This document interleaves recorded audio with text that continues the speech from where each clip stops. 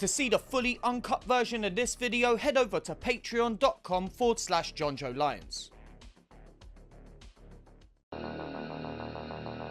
What's that like to live deliciously?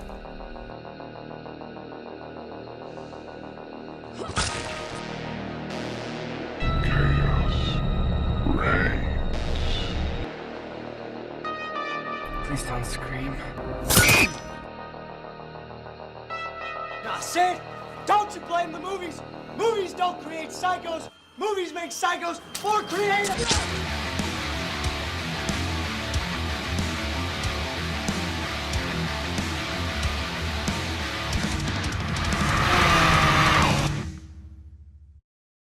What's happening? My name is Jonjo Lyons, and today I'm here to present to you my review for Maniac. Written by C.A. Rosenberg and Joe Spinell and directed by William Lustig, Maniac stars an exploding head. Yes, love me an exploding head. A psychopathic man goes on a killing and mutilation spree in New York City. Nice and straightforward. What more could a girl ask for? The original Maniac is a film that I should have seen a long time ago, but for some reason never bothered to. Even with the promise of an exploding head, which is a guaranteed way to get me there, if you know what I mean. Welcome to Sploosh Town, population my pants. Luckily, when I posted a poll consisting solely of horror movies set in New York City, you made the decision for me, and I'm so glad you did. Maniac follows the exploits of Frank Zito as he rocks around town, adding to his collection of women's scalps and generally just being a real jerk. The film was made on an extremely low budget and is famous for its violence and striking VHS cover, which I really need to get a poster of for the studio. Featuring gore effects from the master Tom Savini and a thick layer of grime you could only get from an authentic early 80s New York City, this movie promises to be a hell of a good time. And as some of you may know, Maniac was remade in 2012 starring Elijah Wood and directed by one of my favourite French directors, Alexandre Aja. It's one of my all-time favourite movies, hence it's showing up in the intro, and I really hope that I get to review it soon. Maybe even next week, depending on how this video does. Given how much I absolutely adore that movie, it's going to be interesting to see the film that inspired it, and I'm so glad I get to do it for the first time with all of you. But before we do that, I just want to remind you, you can see this video completely uncut at patreon.com/Jonjo Lyons for as little as $1 a month. And if you were one of those incredibly sexy, super attractive, and immensely people that wanted to sign up for a higher tier, how about this? Join the Patreon for $1 and then put the rest of what you were going to pledge into the GoFundMe. Long story short, I'm trying to fund a trip to New York to go and do a horror podcast, see the sights, maybe even do some stand-up, and eventually see Scream 6 in the city it's set in, which would be wild. At time of recording, we're about a quarter of the way there, so I reckon it's definitely doable. This could honestly be a life-changing experience in so many ways, so if you want to help me make that happen, please go to gofundme.com/help Lyons take Manhattan. From $1 to $1,000, whatever you can do to help would be massively appreciated. That's gofundme.com/help Lyons take Manhattan. Thanks. But anyway, the blood-soaked Big Apple is calling, so let's not waste any more time. Get ready to wonder just who in the hell taught Frank Zito how to cut hair. This is Maniac. The movie begins with a man spying on this couple. The girl asks her fella to go get some firewood, and after a bit of moaning, he sets off. The POV then creeps toward the woman, and we cut to a man kneeling by the girl before opening up her throat.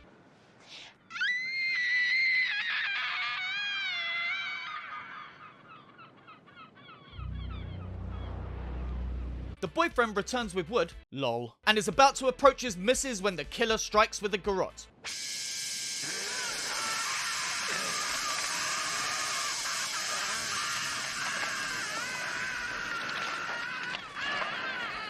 Cut to our lead character Frank Zito waking up from this nightmare screaming.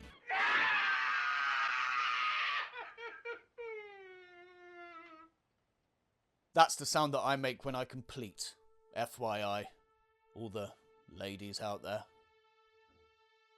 The man then sits up and rocks back and forth for a moment as we get our title card. He makes his way over to the mirror and looks at the many scars adorning his chest. He walks away, pops on a top as we start to cut around the room, seeing a bloody scalp on a mannequin, a picture of a woman behind many candles, and this handsome devil. Frank gets his shoes, jacket, hat and gloves on before finally grabbing a bag and heading out. Cut to the New York City skyline and then to these sex workers. Blonde asks Brunette why she's down and she says she needs just one more customer to make rent. They spot Frank and Brunette gets his attention, giving him her prices for a party. Frank accepts and they head inside the hotel to book a room. Cut to the woman coming out of the bathroom as Frank takes off his jacket. She tells him to put the money on the dresser when he asks if she's ever modelled. She says sure and Frank tells her to show him. The woman pulls a couple of poses, takes off her shorts and goes to get undressed when Frank tells her to keep her clothes on. She then starts kissing and the two canoodle for a bit before Frank pulls away. The woman tells him to relax and they start kissing again when he gives her a cheeky slap on the bum. And everything seems to be going okay until Frank wraps his hands around her throat and squeezes.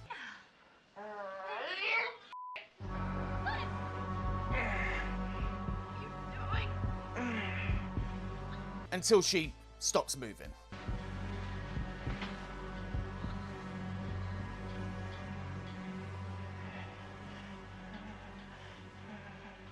Frank runs to the bathroom and vomits, mumbling and crying to himself, and then looks at what he's done. He pulls out a knife while saying he didn't want to do that before cutting her scalp off.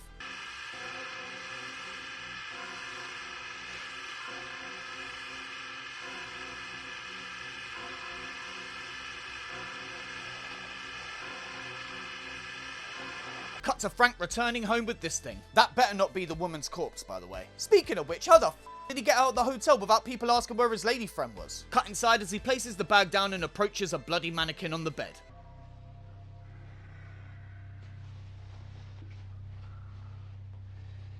Miss me.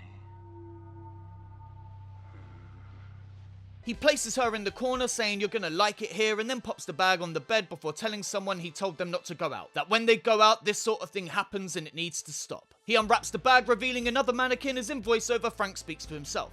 I know how it is with their airs and their looks and they can drive a man crazy. He then removes the mannequin's hair, replaces it with a brand new scalp and nails it in place. They won't take you away, not ever. Not ever, I swear. Not ever. He then picks up the paper, reading the headline, Maniac Mutilates Couple at Beach. Hey, Frank! That's about you! I've never been in the paper. My dad has, though. The local rag did a profile on him, his art, and his ferocious addiction to honestly, really quite eye-opening. Link in the description. Cut to Frank packing some toys into a guitar case like he's Antonio Banderas, pulling on his gloves and locking it up. He then offers this doll a cracker and goes to leave before turning back into the room and addressing one of the mannequins.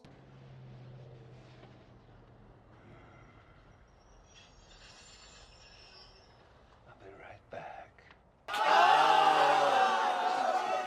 You see, you push the laws and you end up dead. Okay, I'll see you in the kitchen with a knife. Cut to Frank getting in his car and pulling away, and then to some helicopter shots ripped from the movie Inferno, according to IMDb. Cut to Blossoms as this couple have a chat and are noticed by Frank. They then get in their car and drive off, followed by our maniac. They pull up, giving us our first clear look at them and... oh sh**! That's Tom Savini, the master gore machine himself, rocking a stash like he's about to lay some serious pipe to a funk soundtrack. Savini tries to give his lady a kiss when she mentions her boyfriend, and we cut to Frank pulling up. In the car, the lady giggles and they start smooching before switching to the back seat. Cut to Frank getting out of his car and then to the couple getting down. We see Frank staring at them through the window as Savini's hand creeps up the woman's thigh. She notices Frank and freaks out, saying there's someone out there and she wants to go home. Savini doesn't seem to believe her but gets in the front seat anyway, starts the engine and turns on the headlights. Where they're greeted by Frank and his shotgun.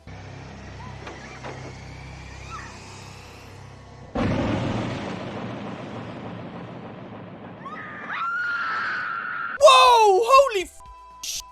Where's your head gone, Savini? God damn!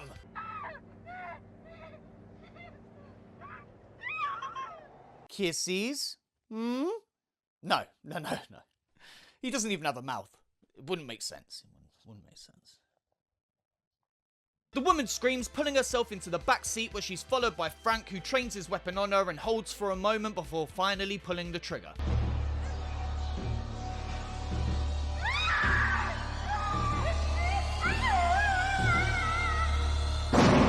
Cut to Frank watching a news report about his murder of the couple. He turns it off and starts combing his hair while talking to a handcuffed mannequin in bed. He whinges on about the fancy girls before telling the mannequin he'll never let them take her away from him and cuffing himself to her.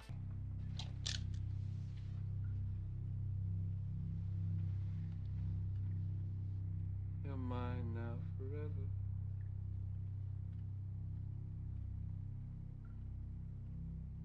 And I'm so happy. Want a valuable tip? Find a partner who treats you like Frank treats his mannequins. A secure relationship is a happy relationship. Cut to these kids swinging in the park as their mothers chat. They decide to ride their bikes when one of them is stopped by Frank. Be careful, little girl. Frank then notices this woman taking his picture, and as she steps away from her bag, checks it, finding out her name and address. He leaves and we cut to Frank having a walk around a women's clothing store, making a lot of weird noises to himself.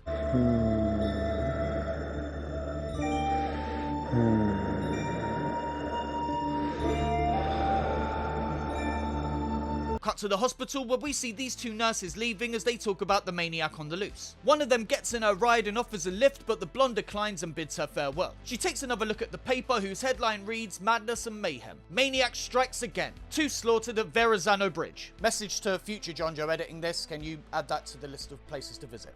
We see Frank across the road watching the woman as she gets tired of waiting and decides to walk. Cut to the nurse walking as Frank follows. She takes a turn down into the subway and searches for a coin to get through when she sees someone coming down the stairs.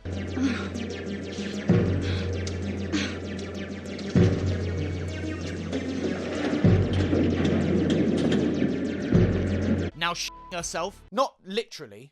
I didn't say this film was perfect. The nurse makes it to the train platform, but it's too late as the door refuses to open and the train pulls away. Seeing her pursue her again, she screams and makes a run for it, hiding in a bathroom cubicle. Cut to Frank searching for his prey when he notices the bathroom door open and heads inside.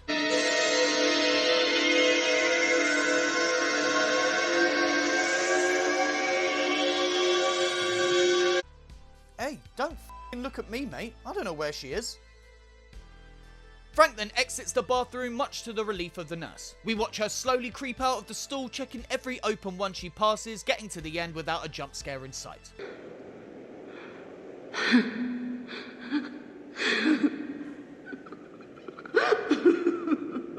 She then goes to the sink and splashes some water on her face.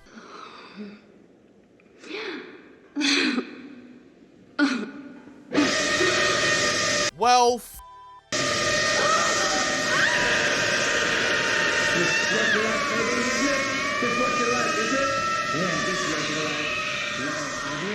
and nurse becomes a shish kebab. It's kebab here. Kebab does seem pretty f***ing weird to say. Frank rinses off his sword and we cut back to his as he consoles his mannequin, trying to make her feel better about the blood, telling her it'll wash out. Getting very careless. Blood in your hair. What will people say? Cut to the photographer developing the picture of Frank when the doorbell goes. She asks who it is and Frank introduces himself, saying that she took his picture in the park. Come in. It's amazing. I was just looking at a photo I took of you in the park. Oh my. I was about to cuss this lady out for inviting a complete stranger in off the street, but with an outfit like that, who could refuse? Hello. My name's Jonjo Lyons and I'm fully erect. Cut to some of Anna's pictures on the wall and then to her giving Frank a drink and sitting down. Frank asks why all of her models are women and she says it's something she's interested in, as a woman. He then asks if she gets to keep the pictures, but Anna says she's hoping to sell them. Frank goes on to ask why she takes the pictures of women like that and she says to make them look beautiful. Frank says that beauty is in the model and he thinks that it's more to preserve them. Things change, people die, and then a painting or a picture lasts forever. Anna then asks Frank what he does for a living and he says he's a painter. She says she'd love to see some of his work, and in response Frank invites her out to a nice little place he knows in Jersey for dinner. She accepts, then goes to grab her things. Oh dear. To be honest though, I get it with this one. She's got some glorious 80s hair. Just try not to soak it completely in blood when you take it this time, Frank. Cut to the restaurant as Frank tells Anna she's the most beautiful woman he's seen since his mum. That's a weird thing to say on a first date. That's like me saying I haven't seen someone knock a fat load down their throat like that since my dad. To be 13 again. She asks if he has a picture and Frank pulls one out, saying she died in a car crash when he was young. Anna then mentions that she has a model Rita coming over tonight and will have to make it an early one. She then says she'll see him tomorrow, but Frank insinuates that she'll blow him off. No, of course, tomorrow night would be great, but I know you're very busy and I'm sure that something will come up. I might be, and then again I might not be. And although Frank is trying to act normal here, you can see the subtle hatred and fear of rejection festering underneath his weird, almost rubber skin, which I rather like. She then says she'll definitely be at the show Thursday, which she invites him to. Cut to Anna's photo shoot. That's it. Oh, that looks so good. Closer together. Okay. Frank enters the frame and sits next to this bearded brother with a gift. Beardy stops the shoot, complaining it's not right, and Anna calls a break, telling Rita to take off her necklace as it will cause too much lens flare. She notices Frank and welcomes him when he gives her a gift, a stuffed bear. He's then introduced to Rita before Beardy tells them to get back to it. As they walk away, Frank starts growling and is barely able to keep himself under control. He then spots Rita's necklace, pockets it, and leaves. Cut to Rita entering her apartment. I love this shot of the door slightly ajar. We hold on it for a moment, suggesting Frank might be inside, and it feels like something you'd see in many other slasher movies to come.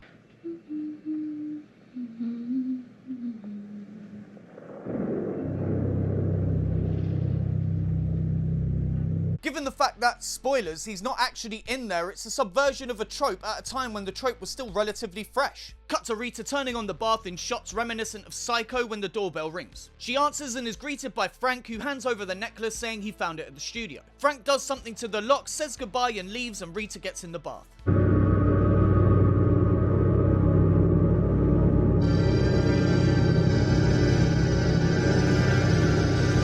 Sick shot, sick score, and sick hand acting. Love it, love it, love it. Cut to Rita sorting herself a cheeky cup of tea and then heading to the bedroom.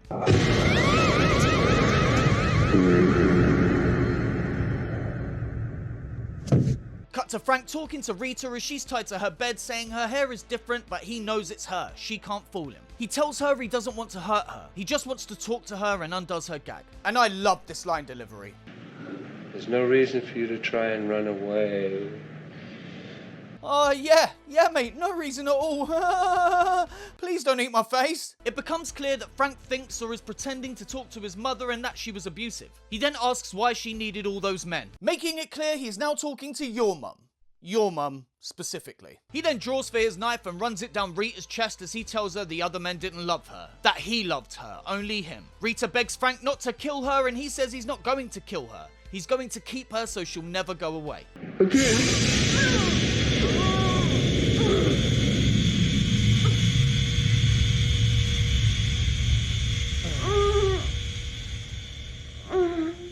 He then takes her scalp.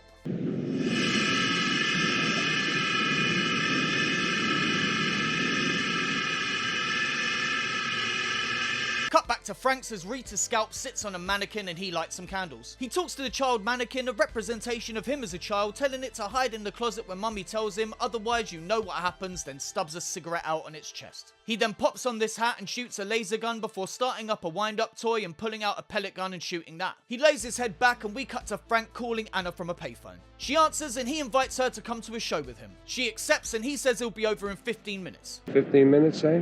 I can be ready in 10. I said 15, Anna! 15! Okay, I'll see you. Okay, bye. Cut to Frank picking up Anna and her giving him a thank you kiss for sending flowers and attending Rita's funeral. People are quite emotionally weak at funerals, so create the funeral and then turn up being a nice guy. I'm really learning a lot from this movie. He then asks if they can quickly stop at the graveyard so he can pay respects to his mother, and Anna agrees. Cut to Frank laying down flowers and saying a prayer. He starts to get upset and Anna pulls him in for a hug when he says Rita knew. It was a long time ago, Frank. Rita knew. What do you mean? Rita knew. Mine forever. What are you talking about, Frank? Rita knew. Frank! Rita knew. This is me! Rita knew. Frank! Frank chases Anna through the graveyard, losing sight of her when he's jump scared and she slashes his arm open with a shovel.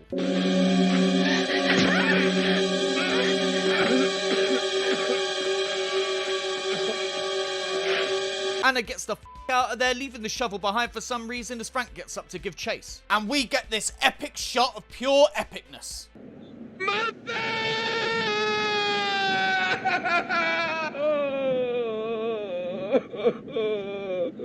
He then starts to hear the voices of his mother and his younger self as she says he needs to be punished and he begs her not to. Mommy? Mommy has to punish you. Mommy, please don't lock me in the closet. Please, Mommy, I'll be good. Cut to Frank back at his mother's grave weeping.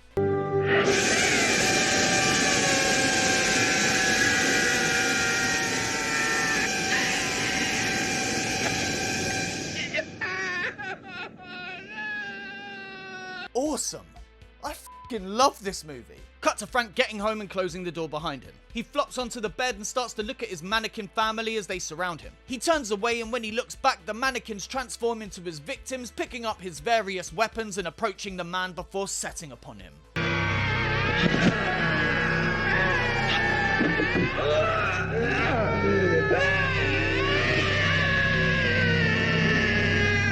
They then rip his fucking head off.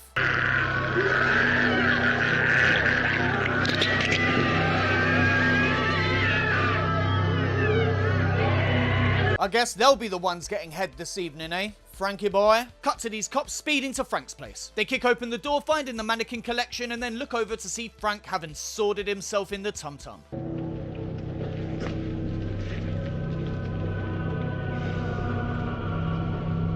They then leave as we pan over to Frank's lifeless corpse. The